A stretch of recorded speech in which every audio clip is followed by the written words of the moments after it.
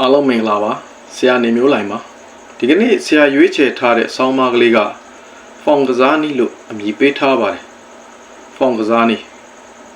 ပထမဦးစွာဆရာပြောကြားလိုတာကဆရာအနေနဲ့အတိုင်းကစားတဲ့ဗီဒီယိုဖိုင်တွေကိုတင်လဲတင်ထားမရှိပါဘူးပွဲလန်းသဘင်တွေကြုံတဲ့အခါမှာဆိုရင်လည်းဝင်ပြီးတော့ကတာပြတာလုံးလေးလုံးထားမရှိပါဘူးဒါကတော့ကိုယ်ယုံကြည်ချက်နဲ့ကိုဖြစ်တဲ့အတွက်ဘိုင်းမော်တင်တဲ့သူတွေကပြတဲ့သူတွေကိုလည်းအပြစ်ပြောတာမဟုတ်ပါဘူးကိုပိုင်လွတ်လပ်ခွင့်နဲ့ကိုစိတ်ကြိုက်ပြုမှုနိုင်ကြပါတယ်ဒီဆောင်းပါးလေးကိုစာနဲ့ရေးပြီးတင်တဲ့အချိန်တုန်းကတော့ဖောင်ကစားထားတဲ့ဟာကိုရည်ညွှန်းရတာဖြစ်တဲ့အတွက်ကစားတဲ့ဗီဒီယိုဖိုင်ကိုတွဲပြီးတော့ရိုက်ကူးပြီးတင်ပေးခဲ့ပူးပါတယ်ဒါပေမဲ့အဲ့ဒီအချိန်တုန်းကလည်းကြွားဝါလိုတဲ့စိတ်နဲ့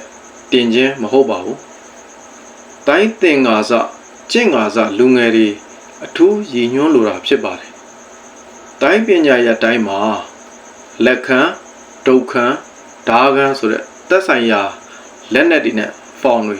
ရှိပါတယ်။သင်ယူလေ့ကျင့်ကြတဲ့အခါမှာလည်းအကွက်တွေကိုမြန်တဲ့မြန်အောင်အားစိုက်ပြီးလေ့ကျင့်နေကြတာဖြစ်ပါတယ်။အကွက်ကိုမှန်ကန်တိကျမှုနဲ့အားအထားအတူအကွက်ရဲ့မှန်ကန်တိကျမှုအထားအတူအင်အားကောင်းမှု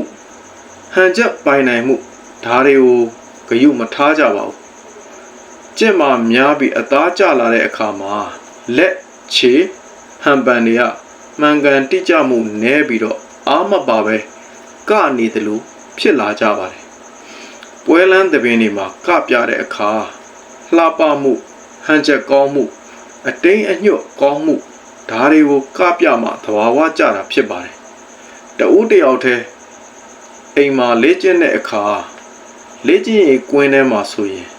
အကွက်တွေကိုဖြစ်ကြက်ဆန်းလေ့ကျင့်တာတို့မြန်ဆန်စေဖို့အားမထည့်ပဲကစားတာတို့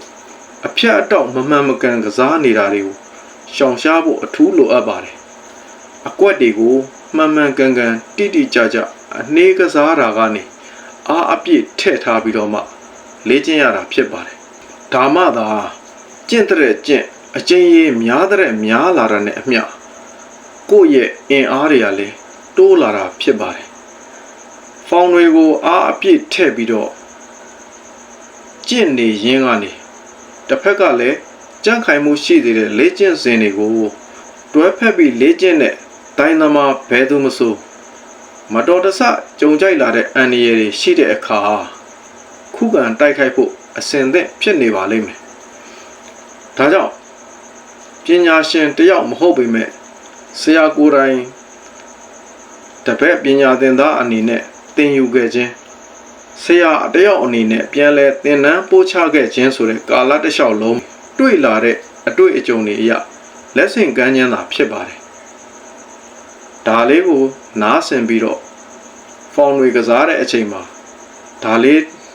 ဒီလိုအရာလေးတွေဂရုစိုက်ပြီးကစားသင့်တယ်ဆိုတာကိုသိသွားတယ်ဆိုရင်အများကြီးအကျိုးဖြစ်ထွန်းပါလိမ့်မယ်လို့ပြောကြားရင်းနဲ့ညီကုန်းချုပ်ပါတယ်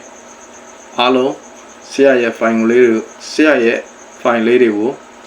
like share subscribe လေးတွေပြုလုပ်ပေးကြပါဦးရှင်လန်းချမ်းမြေ့ကြပါစေ